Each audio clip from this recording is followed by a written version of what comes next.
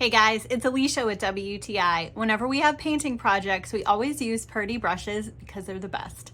I like this 3-inch angled brush because it allows you to get a ton of paint on the wall all at once. It has a medium stiffness and is good for all types of paints and stains, and it's super versatile. The angle really allows you to cut in very easily and get right up into corners and have the control that you need while still providing a really smooth application. These brushes are really durable and they last a long time. The nylon polyester is easy to clean, so you're able to keep these going for a long time for lots and lots of projects. We've had this one for several years and it is still going strong. I find this 3-inch size perfect for cutting in on interior walls because you get this really big stripe of paint on there in one easy motion, and then you don't have to keep going back to it, and it makes it easy when you come back and roll later because you have a good barrier against the corner. So I would definitely recommend this 3-inch angled brush from Purdy, and that's my point of view.